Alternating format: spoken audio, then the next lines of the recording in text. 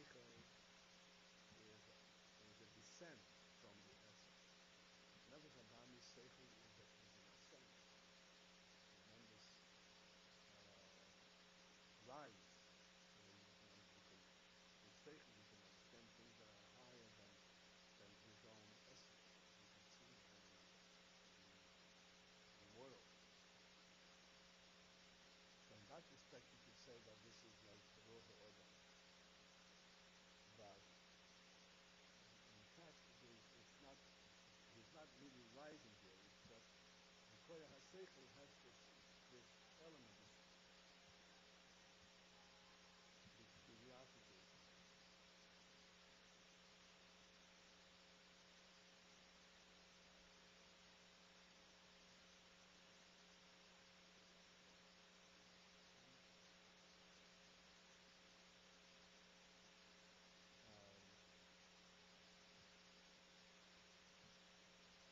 In any case, the piece of to answer the question, Ruach HaOdam is primarily the Nefesh HaElokis.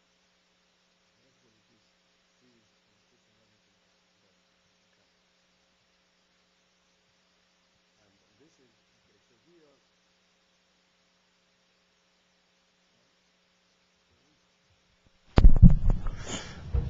we will start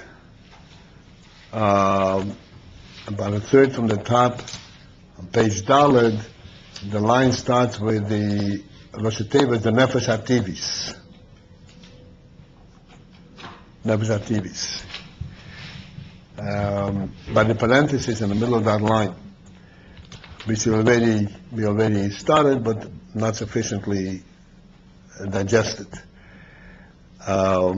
What we have finished saying, that despite the profound differences between the Nefesh HaElokis and Nefesh Abamis and Nefesh HaTivis, not only differences, but actually opposites, that which one understands, the other one cannot possibly understand. One relates and the other one cannot, and that's the opposite. And yet, there is this Pele,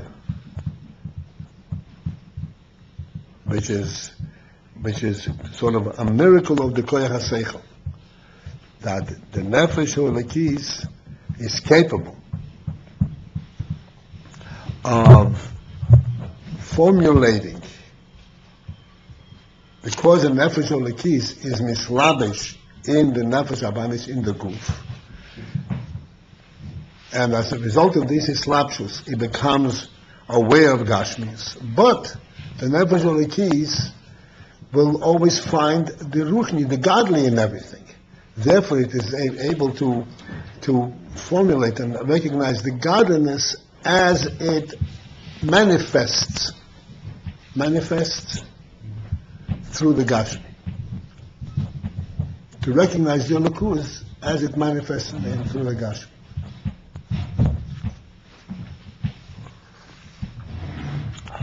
A simple illustration, we discussed this quite extensively. A simple illustration just to get into this is the sun. The sun gives light. Light is something which we have in our world. Light. People, you strike a match and you have light. Except that when you strike a match, the fire consumes the match, and once it's consumed, there's no more light. Now, there's a fire that consumes fuel, and as a result of that, they have light. So this light clearly, we can really, in our world, we can relate to that light, because it's a light that comes, it has a base. The base is the fire from which it emanates. Then there is a sun. And the sun is also a ball of fire. It's a very enormously hot entity. And from that we have light. And yet, as we are observing the sun, we wonder, this is the Nefesh HaElokis pointing out and saying, okay, the sun is a ball of fire, and it gives off light. But if it's a ball of fire, shouldn't it consume itself? Shouldn't it be consumed? Shouldn't the fuel in it be consumed? Like Moshe Rabbeinu saw the sneh. Moshe Rabbeinu saw the sneh burning. A burning bush. What's so wondrous about a burning bush? Anything unusual about a burning bush? On the contrary, a bush that's dry, when the sun hits it and it's very dry, it'll catch fire. You don't need much to catch fire in a desert. So what's the big deal with the burning bush? But in an ukol. If it's burning, I should immediately see it going down. But in an ukol. Okay?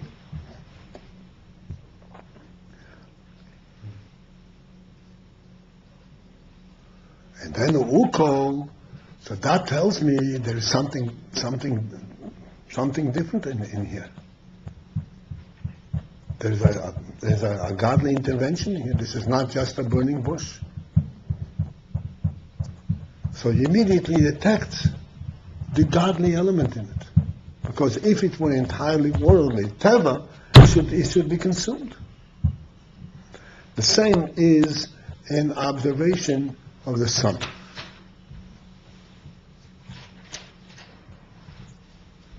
In our observation of the sun is a fire-consuming fuel, you would think, because it's fire. But if it's fire-consuming fuel, we should be able to see the fuel being reduced. And thus the size of the sun should collapse, should become smaller, and its power should be reduced. It doesn't have that much fuel. And as we are observing it, and we have, so to speak, the records and all that, thousands of years, and there is no such phenomenon that it loses its power.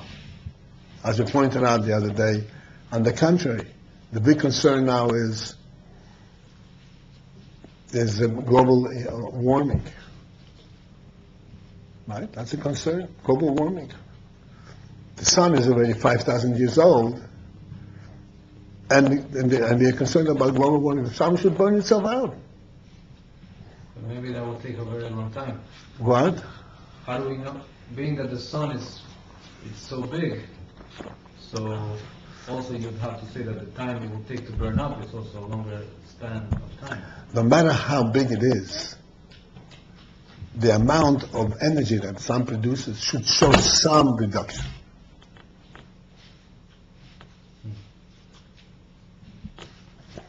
Okay, it has enough fuel to burn, but everything is relative. Because the fire that's in the sun is not like fire that comes through a tube, and there's a little fire coming and there is this much oil that is being fed into it. The whole body is in fire. If you have a whole body on fire, how long is it going to burn? Right. The whole sun is the same, is made out of the same thing, even the center of it? I know it's fire through and through. They don't know that, right? Scientists can't know that. They can't have been there. They haven't been there, but they have means of testing it. On the contrary, even the earth is hot in the inside. Yeah. So this, I don't know about scientists, but I know that Ayid, when looking at this, says this is not a natural phenomenon. There is a godly element in this. In other words, he immediately recognizes, but by simple observation of the sun, that the light coming from the sun is not the result of a fire that produces light. Because if that were the case, then the fire should be consuming itself. The sun was created by the Creator to give off light. And he put it in such a form, this is called the camouflage. You know what camouflage means? What camouflage? He camouflaged. I think it would be a miracle light, where is light coming from? So he camouflaged it into fire. But it's not the fire that's producing it, because if it were the fire, then it would be a completely different natural process. He created light because that's what he said, there should be light. This is how the Seichel, Nefesh Elikis, views this whole phenomenon. So it is in Gashmis, and in the Gashmis he sees the godly, and then as a result of that, as we're going to see further, he can communicate to the Nefesh Abamis and say, Behemolet, take a look. Don't you see there's a miracle over here? Space? So this is when you say the Nefesh Elikis. Right now we're talking about the Nefesh Elikis. But the fact that Nefesh Elikis is the Nefesh Ativis, is mislabish in Nefesh Ativis. So therefore it sees things through the Gashmi, but in the Gashmi itself, it sees the root and the godly in it.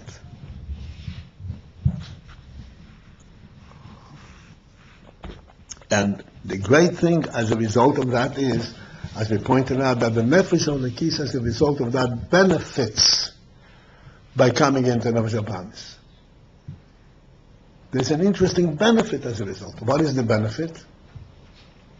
It's to see Hashem as a universal truth, not limited just... You can see Elokus b'muchosh. It's called b'muchosh. This you see Elokus b'ruchnius. Say b'muchosh. B'muchosh means it's as if you can experience it. You can touch it. Don't touch it, touch the sun. But it's just a physical reality. Muchosh. Muchosh means my personal experience.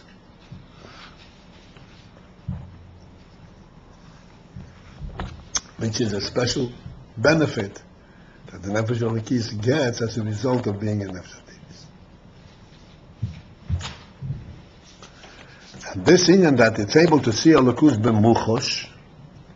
Now we're going into parentheses, and I said we already quickly said it as I remember last week, but we want to pay a little bit more attention. V'lav dafko, b'inyan his havas yesh meyayim. Lav dafka means not only exclusively that which a Nefesh Elikis can see Elokus b'muchosh is not limited. Dafka, limited, only that he can see Elokus from the perspective of his Havas Yesh Meyayim. Because when you reflect on the world, you reflect on the Gashmisik world, and the more you reflect and understand the Gashmius of the world, you get to recognize that without the ayin, without the koyach eliki, the gashmi would just not be, would not be able to be in tzias, or certainly not to last.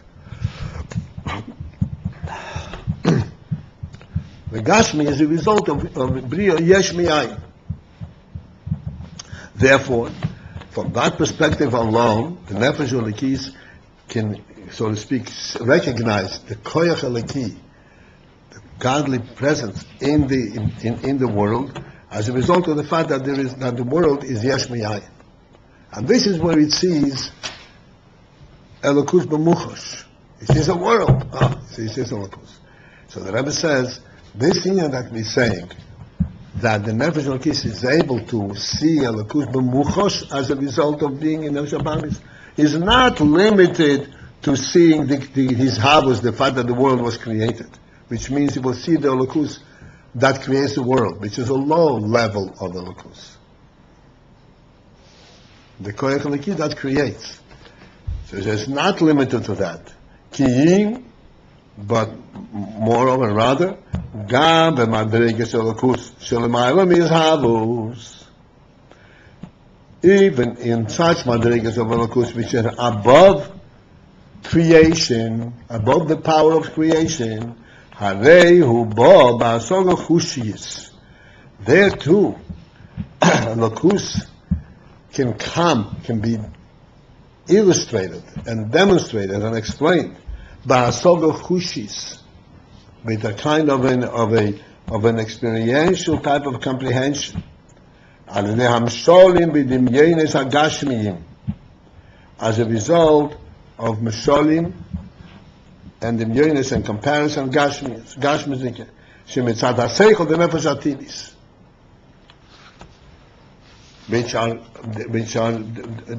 are created as a result of the Seichel Nefesh HaTivis. Because the Nefesh HaTivis is mislabesh in the Seichel Nefesh HaTivis, and the Nefesh HaTivis understands things only in Teva, and the Nefesh HaTivis takes those Sichlim that Nefesh HaTivis understands and uses that as a moshel for the Elokus. And therefore the Elokus also becomes memuchush. And there it is understanding the Elokus not just merely as being as the source and the creator of the world, but just the reality of it itself on a higher level than the creation.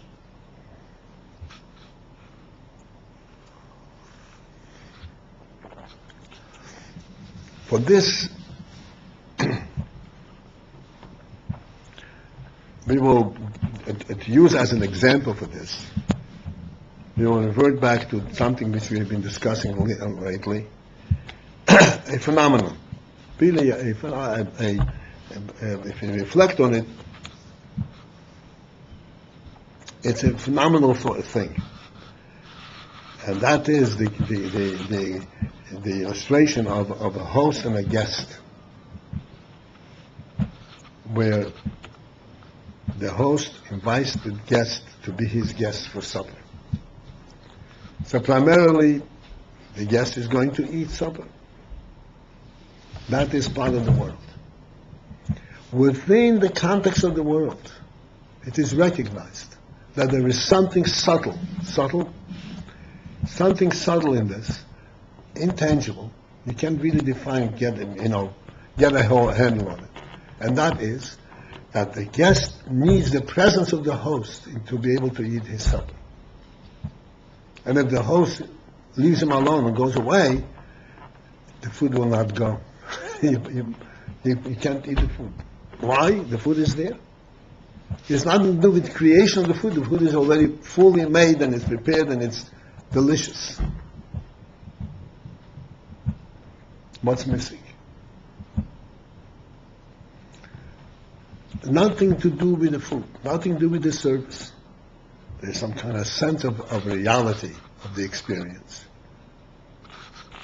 which is beyond the service, beyond the gift, which exists even on our human level.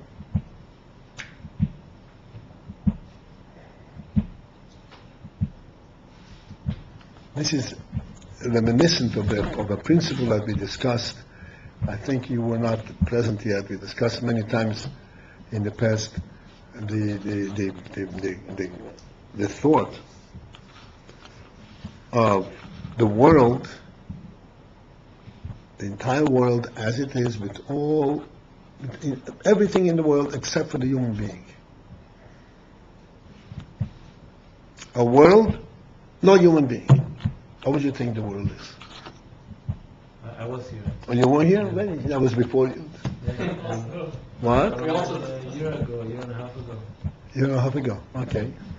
I thought that was born much later than that. Okay. So what do you think? So we said that a world without a human being has no purpose. There is no. Forget about what we said. I'm asking. This is something which a human being. Without the human being. Yeah. Just animals trying to survive. There's nothing to it. Right. There's nothing to it. It doesn't justify itself. There is nothing, no redeeming factor, no significance to it. There's no reason, so to speak, to say, oh, this is something valuable that should be maintained. There's nothing to it. It's like there's nothing there. And the human being changes the whole perspective. How is that? Amongst, compared to human being, lahavdil, against all the animals, he's the weakest of them all. I mean, maybe stronger than a cockroach, but otherwise, you can't, match it. You can't pit a human being against a bull or against any animal in terms of power.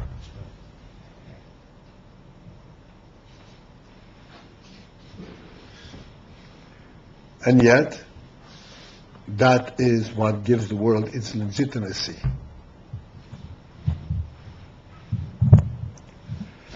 This legitimacy is an expression of an insight, of a sense of reality that is beyond Gashmi. It's not a tangible thing. That means that this is something higher than world. Like we're saying over here, L'mayla mi'slapshus mi'izhabus.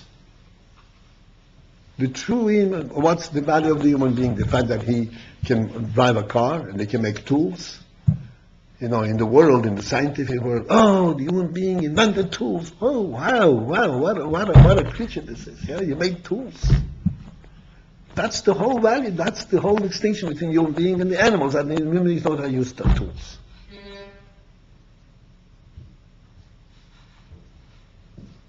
That justifies the creation of the world because he will invent tools. That defines the human being.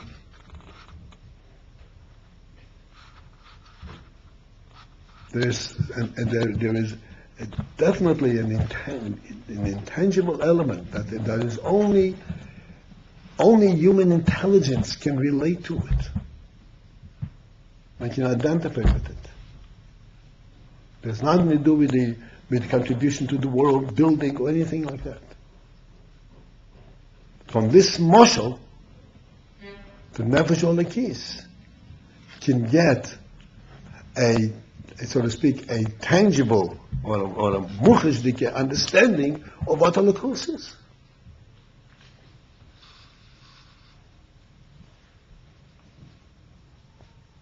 An absolute truth that has nothing to do with any effect. Like the Rambam says right away, we quote it all the time. Amit is himotzi. Amit is himotzi, nimtzikol anitzoi. That everything that was created is not because God has the power to create. That is a minor thing. It's a true, an absolute reality.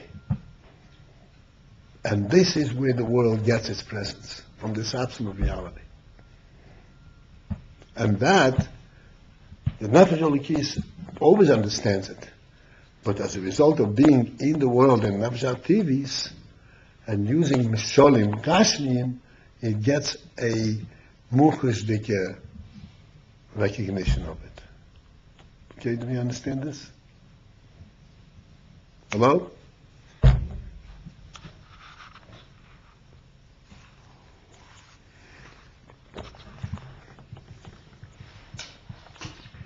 I want to stop for a moment, and I want to explain the significance and the value of these kind of discussions. Maybe it is higher than the world, higher than the creation. How does that affect me? I'm in the world.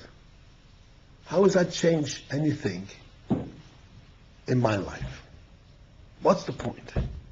Well, there's some things that you can't understand. I'm sorry? There's many things that you can't understand, so that just serves us. Maybe.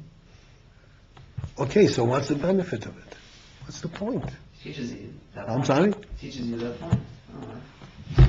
Teaching you that point? And what is the point of teaching me that point?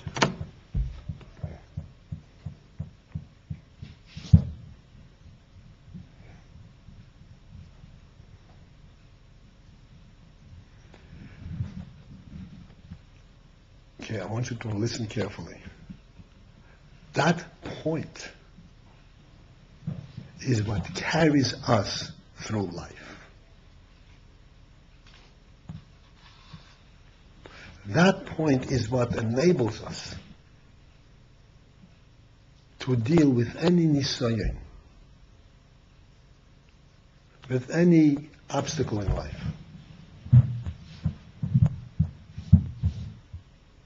That point is what enables us to rise above any situation.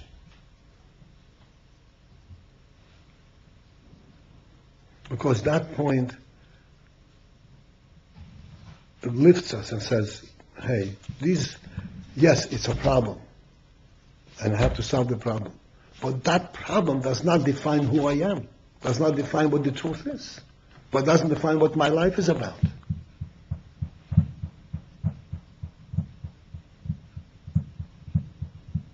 This is the source of the Neshama strength.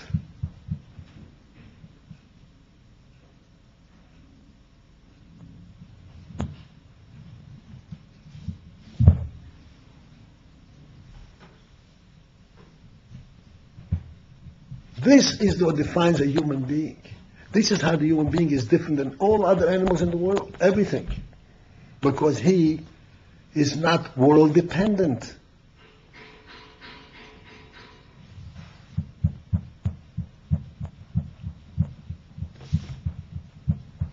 To identify reality, it makes sense in the world. No, not to the human being. As we pointed out many times, in the very stature of the human being, the way he stands up doesn't make sense already.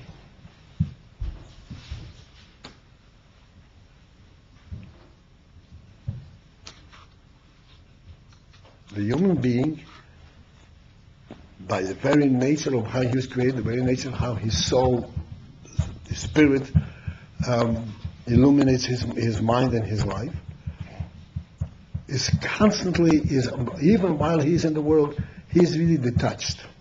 He's not really part and parcel of it. He just walks on the earth on top of it, but that's, barely touching it. But where is his mind? Someplace else. What gives him a sense of reality? The fact that there is an earth? What gives him a sense of reality? What carries him through life? The fact there is an earth, there is a house, there is money, there is food. What carries him through? None of these things.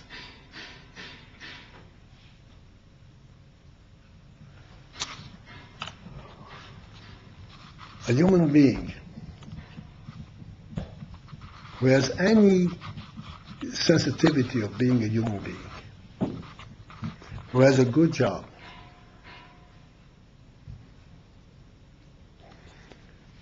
and a good home, a comfortable home. He goes to work in the morning, and he does a good job. He comes home, eats supper, and goes to sleep. And gets up in the morning, and goes to work, does a good job, comes home, eats supper, and goes to sleep. And he repeats this routine 365 days a year for 120 years. He'd go crazy.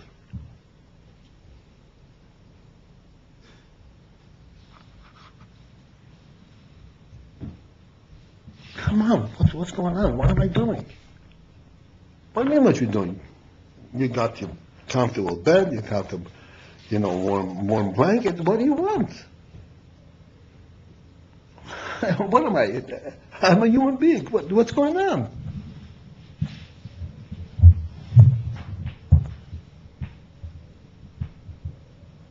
Because that's not what defines a human being. That's not what he's about.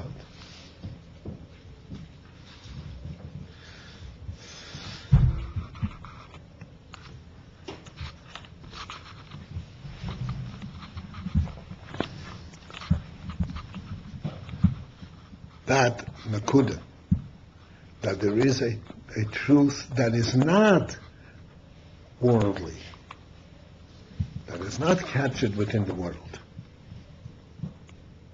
That is something which is godly. That makes his life worth living. I'm still not understanding this point. Okay, so he knows that there's something that's much greater than the world. So how does that affect him? I'm not getting that. Okay.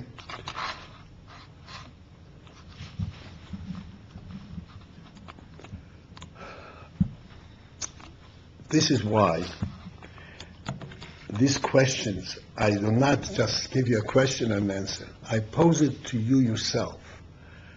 Because it's not a question of what you know, it's a question of your own sensitivity. Whether you yourself personally sense that point. You're right. Just to know this piece of information won't do anything.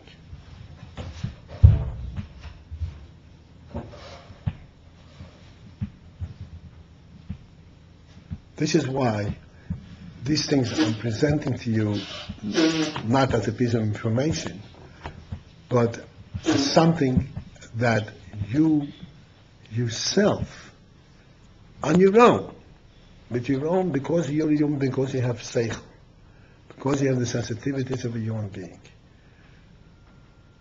recognize. If you don't recognize it, tell me, so I'll find something on a different level that you like. But we must have a certain human sensitivity. Every person has that. And every human being must develop this. This is what makes a human being a human being. Okay, what I'm trying to understand is like, fine, so a person has a sensitivity, but how does it come from the fact that there is a being that is much greater than the world? How does what I'm saying? How does it? Okay, fine. So we have these sensitivities, but that is because they're. So like that's because our Creator is higher than the world. Yeah. Otherwise, where does it come? Of course. I mean, not only because that is what gives. This is what gives value to my existence. You know, what else am I living with? So you're living for Him, basically? Yeah, living for Him. I'm living with Him in His presence. Let's say a guy, I don't know. Huh? A guy, let's say. Fine. A guy lives in the world. A guy's orientation primarily, even if he has seichel and so, primarily it's within the context of the world. A yid has a different perspective. Yeah, but a non-Jew also has these types of. I'm sorry? A non-Jew also has these type of like the sensitivities also, no? Yes and no. First of all, these sensitivities and the level of the non-Jew are also definitely a yid has to have them. Before he goes to a higher level, he has to have the lower level. There's no question about it.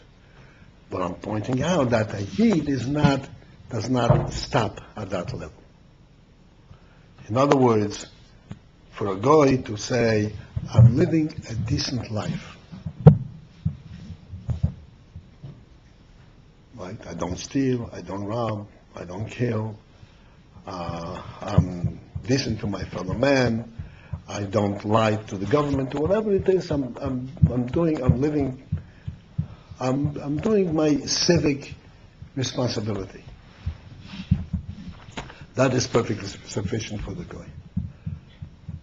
A yid has to also recognize these responsibilities. This is what's called Hilchos Derech Eretz. There's a whole Mashiach called Hilchos Derech Eretz. The monster discussed Derech Eretz Kodma L'Teira.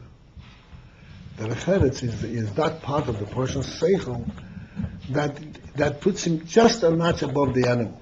And I would think that there is a proper way of behavior. The reason that there is such a thing as a proper way of behavior is because it was your creation. You were created, and if you were created in a certain way, you have to live up to that level, the way you were created. So that's simple. And then that's, so to speak, human, plain human. Then above that, there is another perception that ultimately a Yid is unique in that Nefesh Elokis, who that seeks out a completely superworldly value, meaning in life. Not just a proper worldly, but a superworldly. But you're right, it starts from a proper worldly.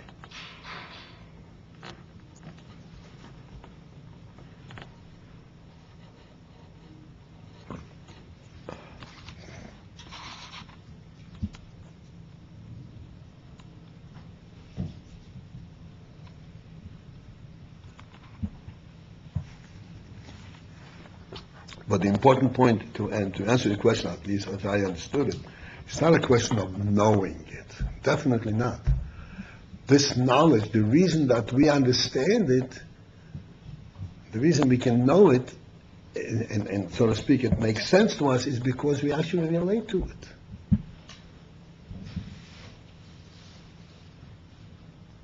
If we didn't relate to it, we wouldn't be able to understand. This is what the Rambam says, we quote all the time. What is the principle of Chokhmah? In other words, how does it come that you understand the Dover Shel Chokhmah? That makes sense to you. Or that it says, oh, it makes sense, therefore there's truth to it. Why? Makes sense, so it sounds like a nice exercise. Why does it have to be truth? The basis of this Chokhmah being truth is that you have recognized on the personal level that there is a first being who is a truth, who is Amitis Imotze, that he represents the truth of existence. His existence is not precarious. His existence is not a relative existence, a functional existence. He is able to do such and such. That justifies that. This is what justifies his existence. No. And we have a muscle for this from a human being. A human being, and we speak all the time, a human being, human life is valued way beyond its functionality. Totally beyond. A human life is valued way beyond. If a person, Chas v'Sholom, is not capable of doing anything, you're saying he's not, his life is, he can shorten it, God forbid. Because a human life is a godly presence.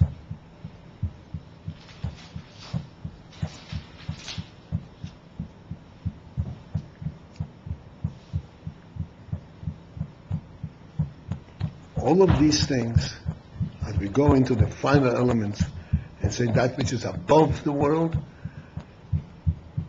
we start off with words, with seichel, but ultimately this is something which has to touch us personally. We have to be able to personally relate to it.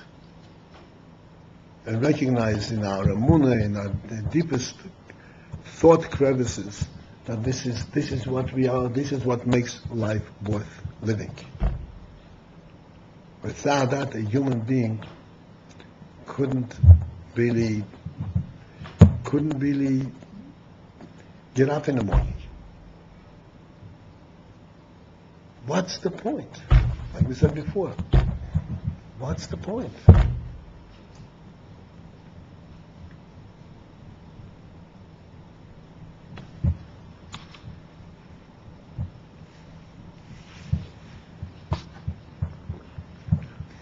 Because a human being has this element of this neshama of the truth. I'm talking about a Yid now. And therefore, when he gets up in the morning, there's something, there's a truth. That's why Moide Ani Lefonecha is the first thing he says when he wakes up. Because that's the point. That's what gets him out of bed.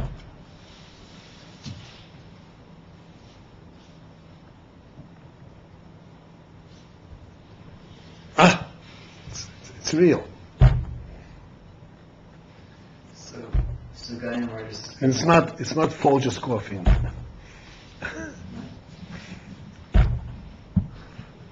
Go ahead. Okay, no, but, fine. Maybe So doesn't I even know get what up for Folgers any coffee reason. is. You know about Folgers coffee? No, see? No, I mean- Somebody amongst us who doesn't know what that means. I mean, I know what it is. I don't know what it means. I'll tell you what it is. There's an advertisement on the radio. There's an advertisement on radio, just to give you an idea what the world is. Advertisement on radio, and it's a whole sing-song. It's not just, it's a song. And basically what it says is, the best thing of waking up in the morning is Folgers in your cup. Forget about Nagavasa Maidani. Folgers in your cup. When you wake up in the morning and say, that he gave me Folgers. So, they don't- Thanks for waking me up. So they don't have So I'm any- saying, when Ayid says Maidani, he doesn't have Folgers in his mind. Yeah, I'm sorry, you They got it. aren't getting up for that reason. So they aren't really getting up for anything. I'm sorry? Knowledge is not getting up for any reason, right? No, he gets up for his own reasons. Also, For coffee. yeah, for a coffee, for Yeah, a but human that's not a real experience. reason. Yeah, but I'm saying, the non-Jew has a certain human element, but nothing compared to what Ayid has. And if you gave Ayid only that which a non-Jew has, he would not, it would, so to speak, delegitimize his life. You know what? It would drain his life.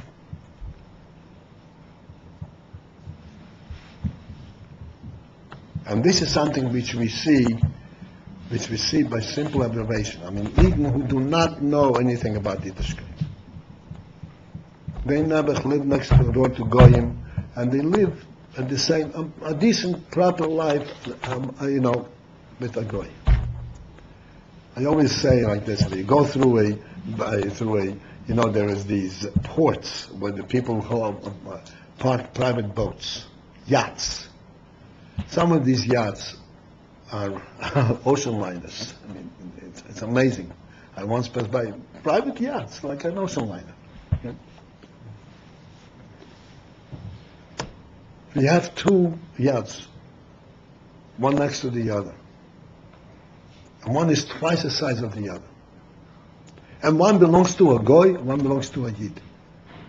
Take a guess. Which one belongs to the Yid? Absolutely. Which one? The bigger one. Not because he needs it or because he has more money, but because he can't be satisfied. He's always trying to pick something bigger because the whole thing, his whole interest is misplaced. It's misplaced. The guy is satisfied with the yacht, but what else do I need? Get into the boat, and buy gas, and we'll ride out into the ocean, we'll say, we'll drink a little whiskey, and we'll enjoy ourselves.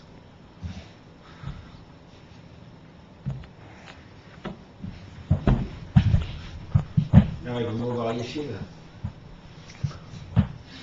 Shiva, that's what- Aqua yeshiva. So, it was a very important discussion, and that we, I sense that we need to get into this. You have to understand that all of these things are pointing out, and not only pointing out, they have to awaken in us the sense of who are we. Does it make sense to me? If it makes sense, then you know who you are. This is what it's about. And when one learns, that's what we say, if you learn to see this, that can carry you through life. Unless from you forget it. Or the experience of it, it puts you, it gives you a different strength, a different perspective on life.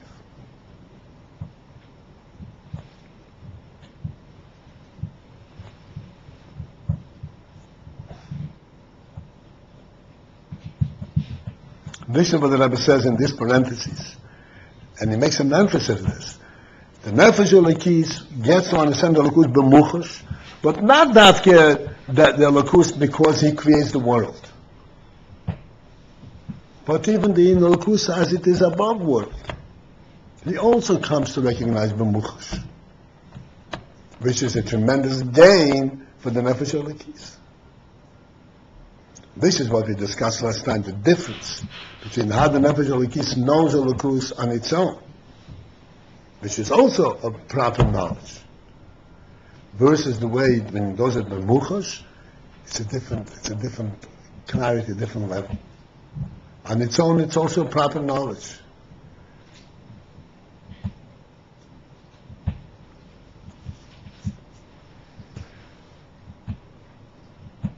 But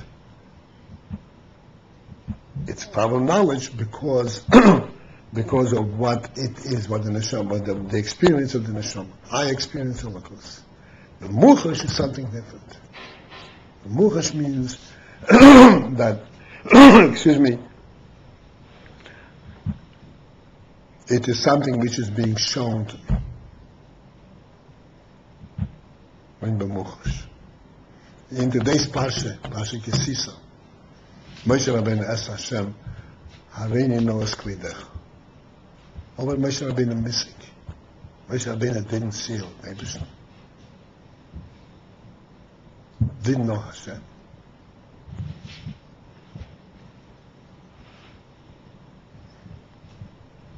Right? Yes, Hareini noas kvidecha. I'm sorry? Well, we must have just saw that. That's right. The Rebbe said that which you want to see is impossible.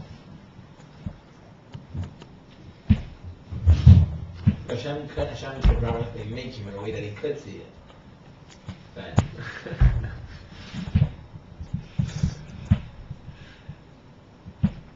the point is that even for Nefesh Elokis, there's a special Indian that is able to see things b'muchash, understand things b'muchash. We're not talking about seeing what Moshe Rabbeinu saw, but anything that is b'muchash, that is independent of my own understanding. But just the reality itself is a special recognition, a special clarity. Something that can be demonstrated. Oh, so now, okay, now we go further. So far, this was all a review that we learned till now, except we reviewed not only what we learned, but we reviewed ourselves as well. Okay, let's go on now. Then,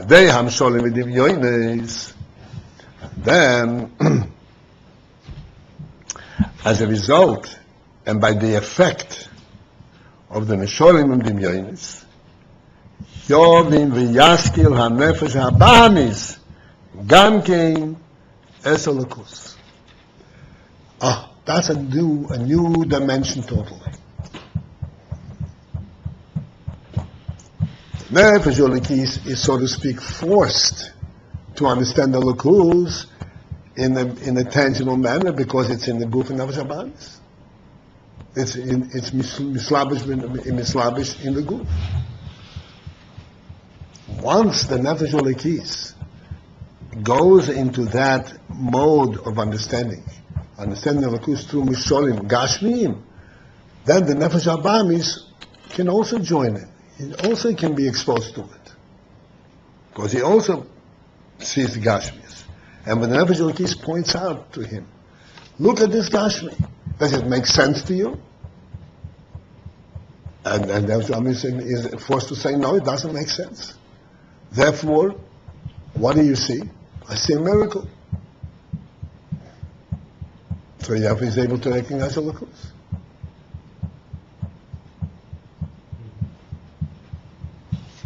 This is in every single thing in creation? Every single thing in the physical world? In truth, the absolute truth, yes, in every single thing.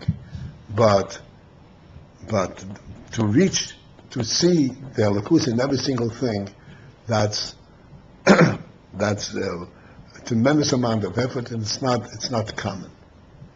But it is common that some Misholim, the Nefesh Elokis, is able to identify in Gashmis to recognize Elokus in the Gashmis world.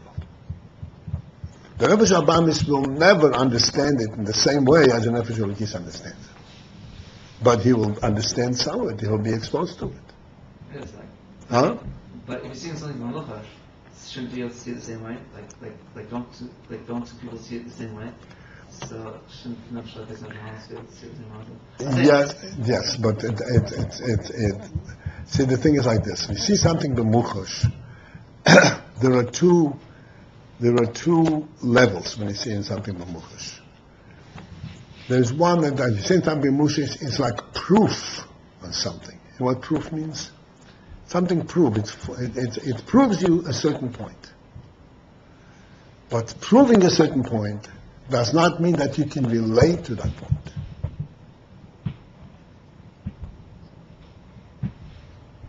When you prove to Nefesh Elokis there's a ness, right? There's a godly force in this. Doesn't make it possible for him to relate to godliness. The Nefesh Abamis is still on him and says, I don't see him. I can't see him. I don't know what he is. So you're forcing me to accept it and to recognize, but I still don't see him. The Nefesh Elokis doesn't have that problem. Because the Nefesh Elokis, you don't see God, that's a problem. Of course you don't see him. You don't see God. How can you see godliness? What do you need to see godliness for? Don't you understand what it means, truth? No, I don't know what truth. I only know what I can see and touch. So that remains a gap between them. Yeah, but we also said that the Nefesh Elokis sees it in Luchash. So what does that mean for the Nefesh Elokis? It sees the Gashmis, right? It says it through the Gashmi, not in Gashmi. The Gashmi is Gashmi. Through the Gashmi, he sees Elokus b'muchus. But it's through the Gashmi. Yeah, but he also automatically sees the Gashmis too. He sees the Gashmis also, no? He sees the Gashmis, but the Gashmis is Gashmis, and the Gashmi is a moshel for Elokus. A moshel.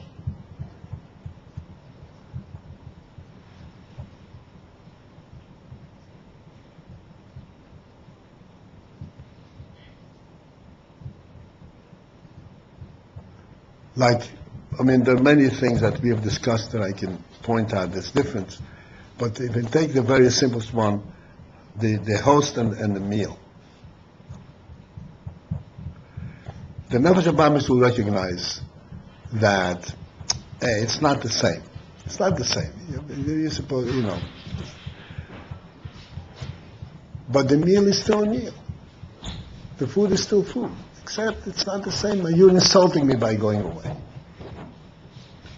The Nefesh Elokis, the meal is not a meal. It's nothing. There's nothing there.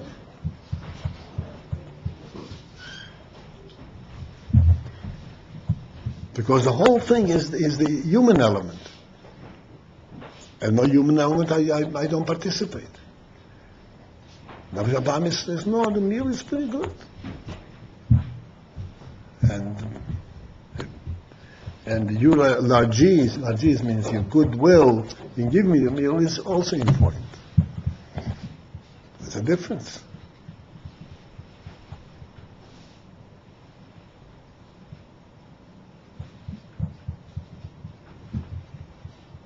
Nefesh Abamis will never understand the way Nefesh Elokis understands. Even though it's b'muchash, I said it simply demonstrates b'muchash. But the Nefesh Elokis sees b'muchash something which is invisible.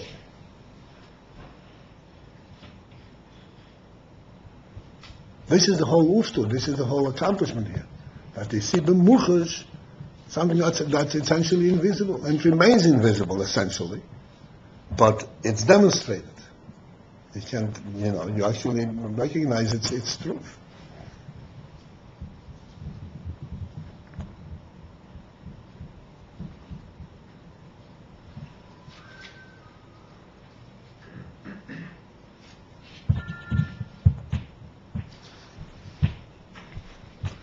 That's my mincha call.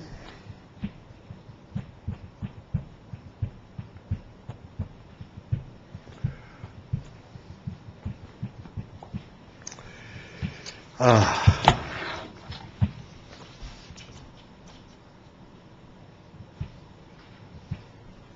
Okay, let's go a little further briefly, and then if we need be, we'll review it next time. Nimtza. Thus, it comes out. שהנפש ההליקיס והנפש הבאמיס הגם שהם הפוכים זה מזה, although that they're opposites one of the other, מכל מוקים still, הרי הם מסערדים ומסלבשים זה בזה כנ"ל. They unite ומסלבשים זה בזה, and they get involved with each other. The Nefesh HaElikis gets involved with the Nefesh HaBamis. And it understands, oh, you cannot understand this the way I understand. Here, see if you can see it this way. Mislabshim, they relate to one another. And the Nefesh HaBamis, because of this demonstration, listens to what the Nefesh HaElikis has to say, to explain what it is that this moshel is to demonstrate. B'yislapshus seichel, the nefesh holekis, b'seichel the nefesh habamis. But the fact that the seichel of the nefesh holekis is mislabish, gets involved in the seichel of the nefesh habamis and speaks to the nefesh habamis at its level, in its terms, but about the seichel of the nefesh holekis. V'alidei zeh nase habirur the seichel of the nefesh habamis. And as a result, this affects a birur of the seichel of Shabamis, a birur, a purification of the seichel of Shabamis. The Shabamis, after having gone through this, is not as much a behemoth as he was before. He is no longer dependent on the Gashmi completely. He sees that there is something else. It comes in his body. Masig Elokus, the fact that it also Masig, it comprehends and recognizes Elokus. Umisached v'nichlal b'asechel the nefesh habamis. Huh? The nefesh Elokus, right. Misached v'nichlal, he unites and becomes not only Misached, unites with the nefesh Elokus, but v'nichlal. What happens as a result, this we will talk next time, maybe more. This is what we said before. It's not just knowledge that he knows because he has proven something, but actually, nichlal means he recognizes himself as being part of this godly truth, despite the fact that he doesn't understand it the same way the Nefesh HaElikis understand it. But it affects a certain refinement, a certain beetle. Recognize that he is really part of this greater Nisachet v'nichlal b'nefesh HaElikis, in the seichel of Nefesh HaElikis.